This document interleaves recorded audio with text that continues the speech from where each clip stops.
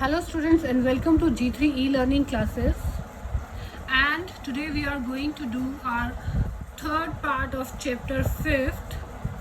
So we have already discussed these topics: Francisco Bernier, a doctor with a difference, comparing East and West, making sense of an alien world, Al-Biruni and the Sanskritic tradition, overcoming barriers to understanding, Al-Biruni's description of the caste system, Ibn Battuta and the excitement of the unfamiliar. So now we are going to discuss this topic, the coconut and the palm. सी जब अल-बिरूनी यहाँ पर India में आया तो उसने यहाँ पर जो कोकोनट और जो पान है वो उसके लिए बिल्कुल न्यू था यहाँ पर. उसका डिस्क्रिप्शन भी जो है उसने अपने जो राइटिंग्स के अंदर लिखा हुआ है. क्या लिखता है कि some of the best examples of Ibn Battuta's strategies of representation are evident in the way in which he described the coconut and the palm, two kinds of plant produced that were completely unfamiliar to his audience. I think शायद मैंने yes Ibn Battuta कि जो Ibn Battuta था उनके लिए जो वो ये कहते हैं कि जो कोकोनट और जो पान है वो उनकी ऑडियंस यानी कि जो उनके जो रीडर्स थे उनके लिए बिल्कुल न्यू था. उन्होंने कभी इसके बारे में सुना नहीं था और वो पूरा डिस्क्रिप्शन जो है वो अपनी राइटिंग में देते हैं कि कोकोनट है जो कि बहुत ही अच्छा फ्रूट माना जाता है, और पान के बारे में भी उन्होंने लिखा कि जैसे कि जो अंगूर की बेल होती है वैसे ही उसे उगाया जाता है, वैसे उसके पत्ते होते हैं. उसको जो है कभी भी पीस कर या सब्जी बनाकर नहीं खाया जाता, उसके अंदर जो है सुपारी डालकर उसे ऐसे ही चबाया जाता है. तो ये पूरा डिस्क्रिप्शन जो है पान के पत्ते के बारे में, लीफ के बारे में उसने लिखा अपनी राइटिंग के अंदर. Ibn Battuta and Indian cities. So Ibn Battuta found cities in the subcontinent full of exciting opportunities for those who had the necessary drive, resources and skills.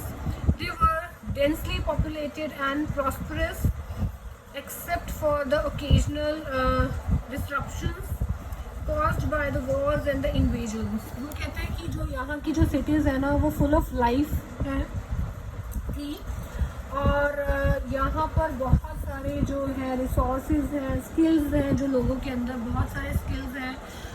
बहुत ही आर्टिस्टिक लोग हैं यहाँ पर. बहुत ही जो यहाँ की सिटीज़ हैं वो डेंसली पॉपुलेटेड हैं, यानी कि बहुत भीड़ भाड़ के इलाके हैं यहाँ पर. उसने ये सब वहाँ पर लिखा. वो कहते हैं कि सिर्फ जो है ना मायूसी तब आती थी जब कभी कोई वॉर होता था या युद्ध होते थे.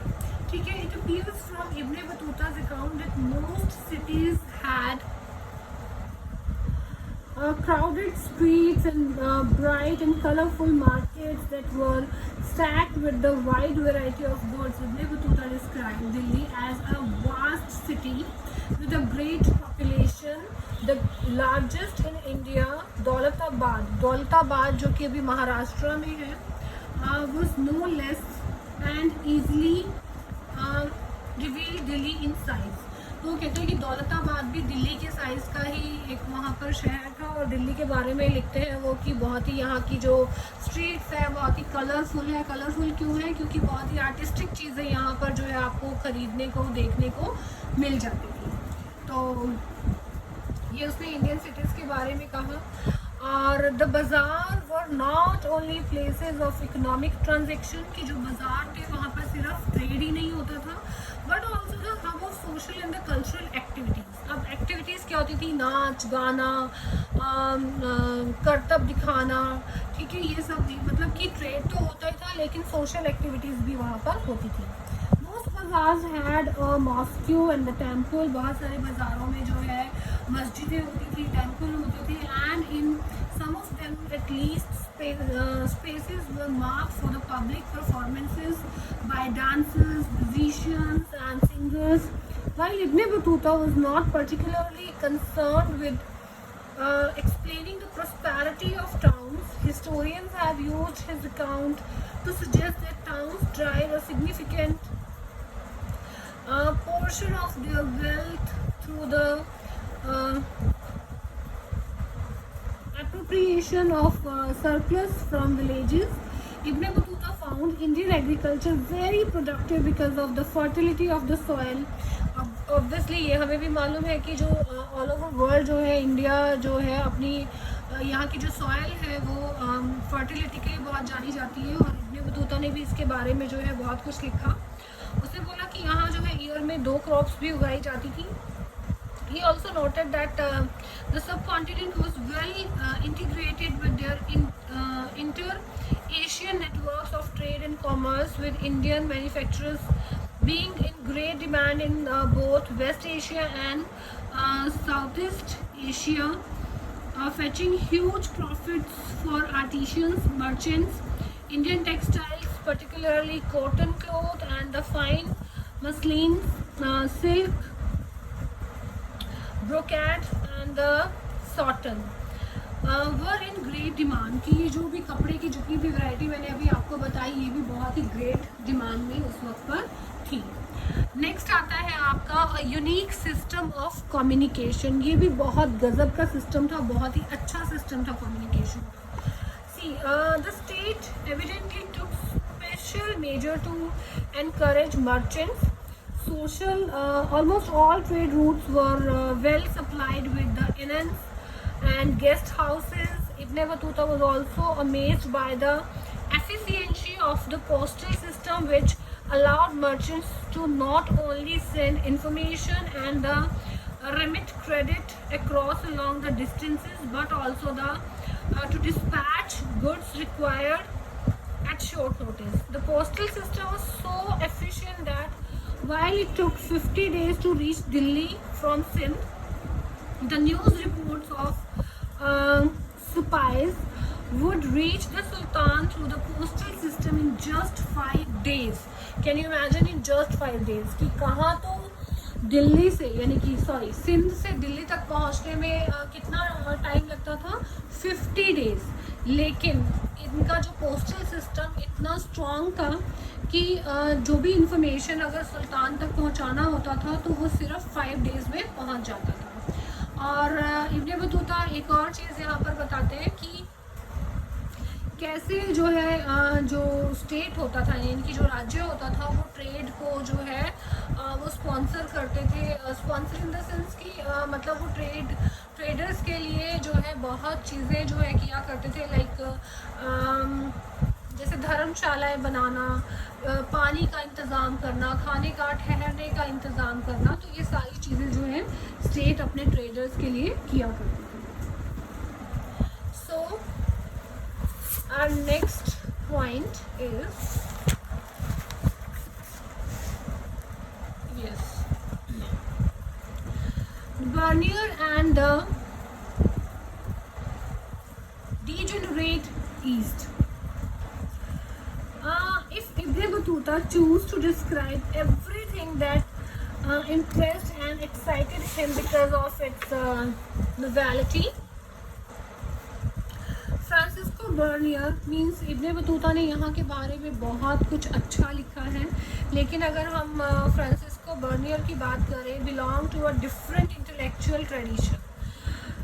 ही was far more preoccupied with the comparing and contrasting what he saw in India with the situation in Europe in general and France in particular.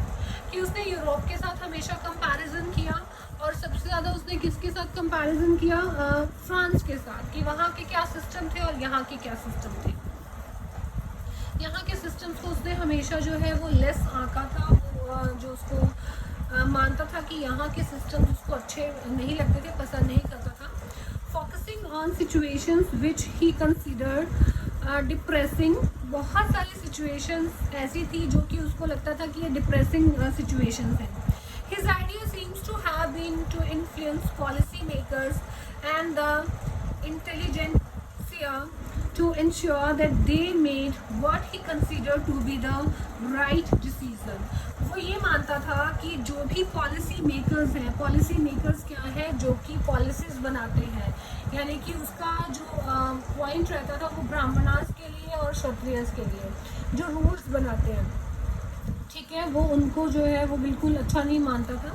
उनको लगता था कि वो जो है अपने राइट्स के लिए जो है ये सब रूल्स बनाते हैं, राइट्स इन द सेंस अपने प्रॉफिट के लिए वो जो है अपने ये सब रूल्स बनाते हैं। नेक्स्ट है Bernier travels in the Mughal empire is marked by detailed observation, critical insight and reflection. His account contains discussions trying to place the history of the Mughal within some sort of a universal framework. He constantly compared Mughal India with contemporary Europe, journal emphasizing the superiority to the later. His representation of India worked on the model of binary opposition he made in presented as the inverse of Europe. Means वो ये मानता था कि जो Europe के systems है वो ज़्यादा अच्छे हैं। आगे मैं आपको बताऊंगी कि क्या क्या सिस्टम उसको यहाँ के पसंद नहीं थे बर्नियर को, ठीक है। तो वो जो है ना वो हमेशा इंडिया को वेस्टर्न में जाकर, जो वेस्ट में जाकर यानी कि अपने वहाँ यूरोप में जाकर इंडिया को हमेशा जो है वो बहुत ही मीन्स इन्फीरियर बताता था, ठीक है। Our next point is the question of the land ownership. यहाँ पर एक मेन पॉइंट आता है जहाँ पर लगता है बर्नियर को कि ये जो सिस्टम है लैंड ऑनरशिप का जो यहाँ पर इंडिया में जो बोला गया है वो अच्छा नहीं है। बट कहीं ना कहीं हम भी इससे अग्री करेंगे, लेकिन अगर हम बात करते हैं अदर राइटिंग्स की जो हमें मुगल एम्परर के जो भी राइटर्स होते थे, जो भी उन्होंने लिखा उसके बारे में, तो अगर हम उनकी राइटिंग्स पढ़ें तो इन सब चीज़ों को जो है वो बिल्कुल भी सही नहीं ठहराते हैं। नेक्स्ट है according to the Bernier, one of the fundamental differences between Mughal India and Europe was the lack of private property in land. In the former he was a firm believer in the virtue of private property and saw crown ownership of land as thought that in the Mughal Empire the emperor owned all the land and distributed it among his nobles, and that this had disastrous consequences for the economy and the society. This perception was not a unique but is found in most travelers accounts of the 16th and 17th century.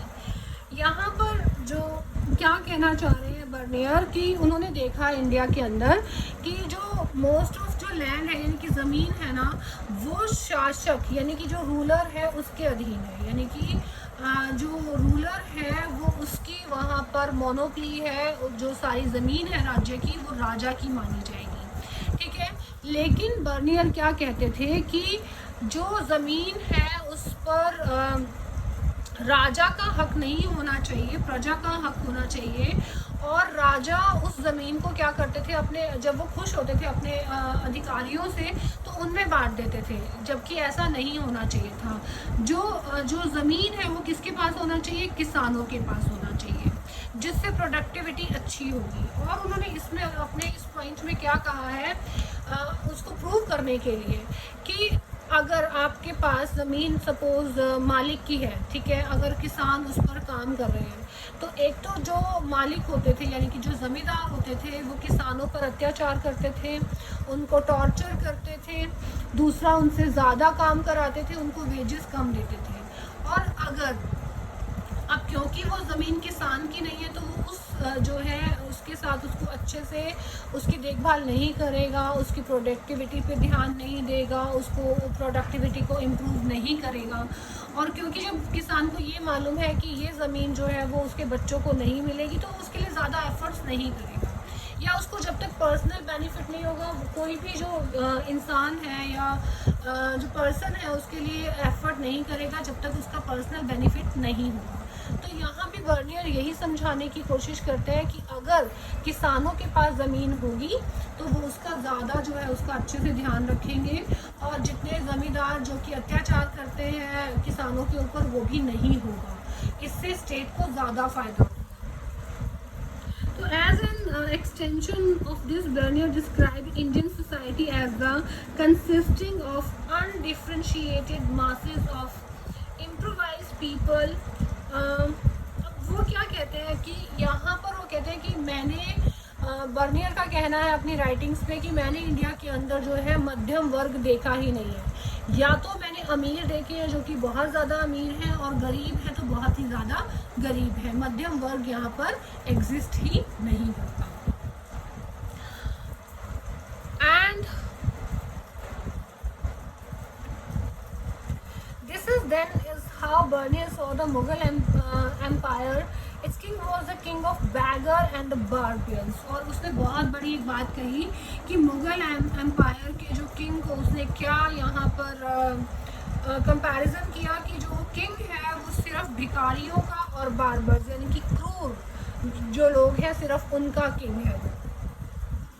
Ill air, वो कहते हैं इल air means यहाँ पर कि जो दूषित हवा है, हवा साफ नहीं है, मीन्स लोग जो यहाँ पर बहुत ही प्रताड़ित किए जाते हैं जो गरीब लोग हैं, और बहुत ही करप्शन है क्योंकि ज़मींदार जो है वो पावर में रहने के लिए, जो नोबल्स हैं वो पावर में रहने के लिए जो छोटे लोग हैं उनको बहुत ज़्यादा जो है उनका यू कैन से कि उनको बहुत ज़्यादा प्रताड़ित करते हैं, और उनको, और दूसरा जो हाँ, और जो किंग है वो अपने जो नॉबल्स पे जो है वो बहुत ज़्यादा विश्वास करते हैं। तो यहाँ पर बेसिकली उसने यही इसीलिए इस पॉइंट को प्रूव किया है कि ये जो है बैगर्स और बार्बियंस के जो ये किंग थे। नेक्स्ट हमारा पॉइंट है मोर कॉम्प्लेक्स सोशल रियलिटी। अब ये मोर सोशल कॉम्प्लेक्स रियलिटी क्या है? The while Bernier preoccupation with the projecting the Mughal state as the tyrannical is obvious. His descriptions occasionally hint at a more complex social reality. For instance, he felt that the artisan had no incentive to improve the quality of their manufactures since profits were appropriated by the state. Manufacturers were consequently everywhere is decline. At the same time, he considered that vast quantity of world's precious metal flowed into India as manufacturers were exported in exchange for gold and silver. He also noted the existence of the prosperous merchant community changed in a long distance exchange. अब वो क्या कहते हैं कि जो यहाँ की जो आर्टिशंस है ना उनके ऊपर भी बहुत अत्याचार हो रहे थे। जितना भी जो भी प्रॉफिट होता था ना वो सारे के सारे जो है ना एलीट क्लास के पास जाता था, आर्टिशंस के पास कुछ भी नहीं बचता था। और वो कहते हैं कि जबकि पूरे वर्ल्ड में सबसे ज़्यादा जो ट्रेड होता था इन वैल्यूएबल चीज़ों का वो सबसे ज़्यादा इंडिया से ही होता था, और यहाँ पर जो है ना वो सोने और चांदी के बदले में इन चीज़ों को दिया करते थे, तो और भी ज़्यादा प्रॉफिट था। लेकिन जितना भी प्रॉफिट जाता था ना वो इन आर्टिशंस को ना जा करके किसको जाता था? एलीट क्लास को जाता था। Now in fact during the 17th century 15% of the population lived in the towns. This was on average higher than the proportion of urban population in Western Europe. In the same period, in spite of this, Bernier described Mughal cities as the camp towns, by which he meant towns that owed their existence. As in the case of the question of the land ownership, Bernier was drawing an oversimplified picture. There were all kinds of towns: manufacturing towns, trading towns, port towns, sacred centers, pilgrimage towns, etc. Their existence is an index of the prosperity of merchant communities and professional classes. Other urban groups included professional classes such as the physicians या हकीम कह सकते हैं, वैद कह सकते हैं, teachers यानी कि पंडित या मुल्ला, lawyers, वकील, painters, architects, musicians, calligraphers, etc. While some depended on imperial patronage. Imperial patronage की मीन्स राजा जो है उनको संरक्षण दिया करते थे, अपने पास रखा करते थे, उनको सैलरी दी जाती थी, उनको गिफ्ट दिए जाते थे. While still others served ordinary people in crowded markets or bazaar. Our next point is women. See, slaves, sati and laborers. Travelers who left written accounts were generally men who were interested in and something intrigued by the condition of women in the subcontinent. Sometimes they took social inequities for granted as a natural state of affairs. For instance, slaves were openly sold in the market. उस time पर ना जो slave system था, ठीक है, और वो बताते हैं कि ओपनली जो है स्लेव्स जो है वहाँ पर बिका करते थे. और बर्नियर खुद ये बताते हैं कि जब वो इंडिया आए थे तो उन्होंने slaves, horses, raisins and almonds के साथ साथ स्लेव्स भी जो है मोहम्मद बिन तुगलक को यहाँ पर जो है गिफ्ट किए थे अपने बतूता ने. And was so happy with the sermon of the preacher's name Nasiruddin that he gave him 100,000 10 coins उसने दिए थे उसको नसीरुद्दीन को. और उन्होंने जो है उसकी बहन की शादी को भी अटेंड किया था, जहाँ पर जो स्लेव्स की जो भी रख रखाव था या जो भी काम किया जाता था, जो कि डांसर्स थे वहाँ पर, तो उनके जितने भी परफॉर्मेंसेस थे उनको देखकर वो बहुत खुश हुआ था. और यहाँ पर लेडीज़ के बारे में ये डिस्क्राइब करते हैं कि सती प्रथा जो यहाँ पर थी, कुछ लेडीज़ जो है वो हंसकर जो है उसको, कुछ लेडीज़ जो है उसको हंसकर एक्सेप्ट करती थी. वो खुद जो है अपने हस्बैंड के जो चिता है उसके साथ सती होना पसंद करती थी, लेकिन कुछ को फोर्सफुली भी जो है उसमें डाल दिया जाता था. और दूसरा वो ये बताते हैं कि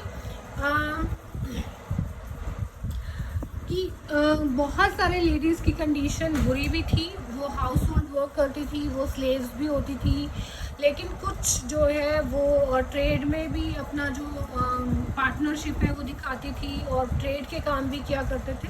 तो मिक्स वहाँ पर ऐसा सिस्टम था उस टाइम पर इंडिया के अंदर. नेक्स्ट है आपका